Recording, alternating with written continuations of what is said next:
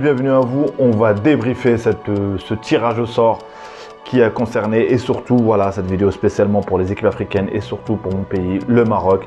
On va dire est-ce que ce groupe est difficile, prenable ou pas? Est-ce qu'on aurait pu tomber encore mieux? Au pire peut-être? Donc place à la vidéo. Les amis, franchement, pendant le tirage au sort, en tout cas en tant que Marocain, je voulais surtout éviter le groupe de l'Espagne et de l'Allemagne. Dès qu'il y a eu l'Espagne et l'Allemagne qui sont tombés, j'ai dit non, je voulais pas. Et après un peu plus aussi, voilà, je voulais pas aussi tomber dans le groupe du Brésil.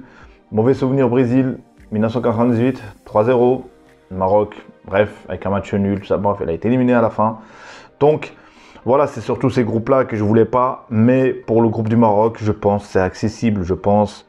Moi, je vais pas dire voilà, c'est sûr qu'on va être qualifié ou pas. Mais voilà, le Canada, il travaille bien. Mais bon, le Canada, c'est pas des habitudes de la Coupe du Monde. Et la Croatie, c'est pas la Croatie de il y a 4 ans. Certes, de l'expérience. Mais moi, je veux un Maroc entreprenant, un Maroc créatif et un Maroc comme un outsider dans cette poule. Pas l'effet de surprise. Parce que je pense qu'aujourd'hui, on a quand même quelques potentiels. Et surtout que Vaïd change de mentalité, qui ramène les joueurs qu'il faut. Donc, maintenant, on a eu ce tirage. Pour moi, qu'est-ce que je pense du Maroc? Le premier match, en plus, c'est contre la Croatie. Ce match, tu ne dois pas le perdre. Parce que, rappelons-nous, la Coupe du Monde, la dernière Coupe du Monde avec Hervé Renard, on a sous-estimé l'Iran. Là, on a la Croatie, donc c'est pas à nous de faire le jeu, c'est pas à nous, donc ça reste le dernier, le dernier champion, le vice-champion du monde. Donc voilà, ce match, tu dois le gérer. Maintenant, tu as je sais pas c'est qui en deuxième, est-ce que c'est le Canada ou la Belgique. Bon, moi je veux un Maroc fort et avec les joueurs qu'il faut. Par contre, maintenant qu'on sait qu'on joue contre la Belgique, le Canada et la Croatie, bah, faudra faire des matchs amicaux adéquats. Faudra faire des matchs amicaux pas à domicile. Faudra faire des matchs à l'extérieur, s'habituer déjà à jouer contre et des équipes similaires au Canada, des équipes similaires à la Belgique, voilà, et la Croatie, ainsi de suite. Je sais pas, moi, un match amical pourquoi pas contre la Serbie. Donc voilà, et à l'extérieur, il faudra jouer à l'extérieur, il faudra s'habituer à jouer. C'est bien beau de jouer à domicile, de prouver comme quoi on a gagné. Non, pour moi, la fédération doit faire son travail pour que l'équipe du Maroc fasse des matchs à l'extérieur, prépare bien sa Coupe du Monde. Et on verra à ce moment-là quels joueurs qui seront là. Il y aura des blessés peut-être, il y aura de ça. Mais il faudra préparer tout ça bien. Parce que maintenant, on sait qui on va affronter. Et voilà, si c'est en dernier, j'aimerais bien qu'on affronte en dernier la Belgique. C'est parce que, au moins, si tu gères tes 2 premiers matchs, c'est possible que voilà, tu t'en prends mieux le match contre la Belgique. Donc je verrai un peu plus tard comment ça va se jouer. En tout cas, le premier match contre la Croatie.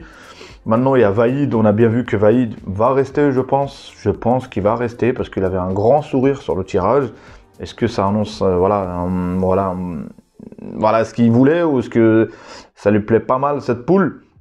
Mais voilà, dans cette poule, le Maroc, pour moi, potentiellement, a les possibilités. Et il faudrait qu'on soit tous derrière notre équipe. Il faudrait que aussi, maintenant qu'on a appris que l'éviction de Moustapha Hadji, entre guillemets, l'entraîneur adjoint, sur 3 entraîneurs qui sont passés de suite, est-ce que c'est bon signe? Est-ce que cette équipe va venir avec le même staff? Donc on a bien vu le dernier match du Maroc, il y avait une équipe qui a quand même joué, qui a quand même un potentiel. Moi, c'est juste ce qui me pose le problème, un petit peu problème, c'est le milieu de terrain. On n'a pas encore trouvé un milieu qui est franchement un rabette, qui est assez lent, on va dire. Et voilà, moi je dis que là, c'est le travail qui est au milieu, c'est au milieu parce qu'on attaque, on a des attaquants. Il y aura le retour de Ziyech, j'espère, il y aura le retour de Mazraoui. Et on a aussi un point faible côté Massina. Franchement, côté Massina, j'ai rien contre ce joueur personnellement. Mais mon point de vue, c'est le point faible du Maroc parce qu'il ne t'aide pas ni offensivement. Pour moi, il a plus le profil d'un défenseur central que de jouer sur le côté gauche. Donc voilà, qu'on compare lui à Hakimi, même quand il monte, lui, il a du mal. Il a du mal même quand il redescend. Contre l'Égypte, on s'est pris un but un peu à cause de lui parce qu'il est monté, il a déserté. Du coup, Naïf Aguerd, il a dû compenser, on va dire, les espaces. Donc voilà, moi maintenant, c'est le chantier, il est là. Des matchs amicaux avec des équipes qu'il faut. Et surtout à l'extérieur, et bien mobilisé. Et potentiellement aussi chercher, est-ce qu'il y a peut-être un futur crack aussi, pourquoi pas, d'ici là, parce qu'il reste du temps encore. Et voilà, on verra bien. Donc voilà, moi je suis positif. Voilà, je sais pas ce qu'ils en pensent. Dites en commentaire, les Marocains, ce que vous pensez. Voilà, si est-ce que c'est une bonne poule ou pas. Maintenant, on va parler des autres équipes africaines. On va parler tout d'abord de la Tunisie. La Tunisie est dans le groupe de la France, comme par hasard, du Danemark. Et soit elle aura le Pérou ou l'Australie ou les Émirats Arabes Unis. Donc la Tunisie, voilà, jouer contre la France, c'est toujours un défi, pourquoi pas, et gagner contre la France, c'est toujours un défi pour toutes les équipes africaines. Est-ce que moi je dirais que la Tunisie devrait vraiment, il y a beaucoup de travail à faire en toute sincérité sur cette équipe, mais cette équipe est toujours là, c'est sa 6e qualification, donc avec autant que je pense autant que le Maroc. Et voilà, on verra bien, on verra bien. Maintenant, tu as le Sénégal, j'ai oublié de parler du Sénégal. Comment ça, j'ai oublié de parler du Sénégal? Le Sénégal, le champion d'Afrique, qui s'est qualifié récemment contre l'Égypte, contre le vice-champion. Cette poule, est-ce que c'est faisable? C'est faisable pour le Sénégal, c'est faisable. Notamment, pour moi, il ne faudra pas un excès de confiance. Il ne faudra pas aussi se sous-estimer. Ça veut dire, en quelque sorte, il faudra être juste, en fait.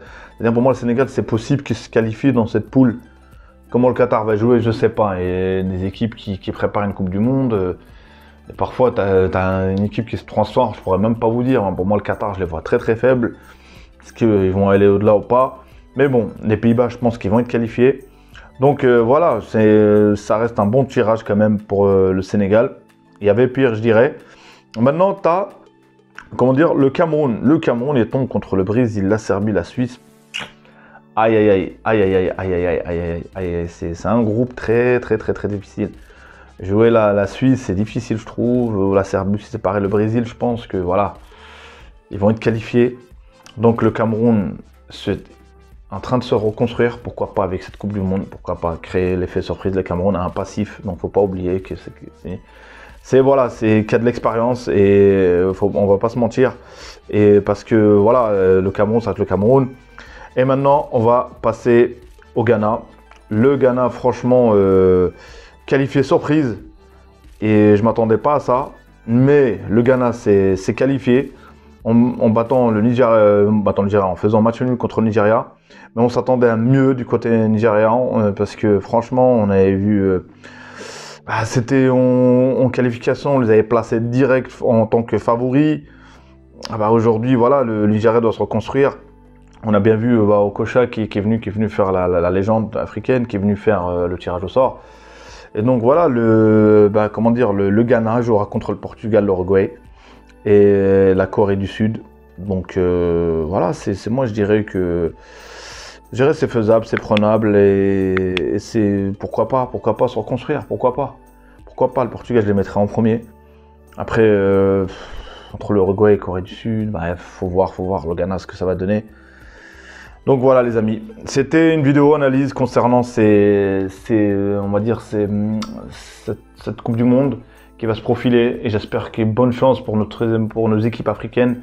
J'espère qu'il y aura au moins une ou deux, voire même 3, pourquoi pas qualifiés déjà au 8e de finale. J'y crois fort au Sénégal, j'y crois juste que je demande aux Sénégalais, bref, je donne mon avis on va dire, qu'il ne faudra pas un excès de confiance et en même temps, il ne faut pas se sous-estimer. Parce que le Sénégal a été quand même éliminé avec 2 cartons jaunes en plus à la dernière édition. Il faut le faire quand même, mais ça a été fait. Donc voilà, maintenant le Maroc, comme j'ai dit, on est derrière le Maroc et on veut vraiment du positif. Et Vaïd, c'est soit tu changes de tempérament, tu changes de comportement, soit pour moi tu dois partir. Sincèrement, tu dois partir. Parce que j'estime, tout le monde est adulte dans cette affaire, il y a des erreurs de partout, j'estime que ce soit de Ziyech, de Mazraoui, mais il y a un moment donné, il faut parler du projet de notre équipe. Voilà, c'est la 2e fois de suite on est qualifié, et il faut y aller au-delà, et se dire que voilà, l'équipe nationale n'appartient pas ni à Vaïd ni à Ziyech, donc il faut essayer d'être dans le positif. Donc voilà les amis. Merci d'avoir écouté cette vidéo, likez, dislikez, commentez, abonnez-vous si vous n'êtes pas abonné et mettez la cloche. Salut à vous, à un prochain vidéo.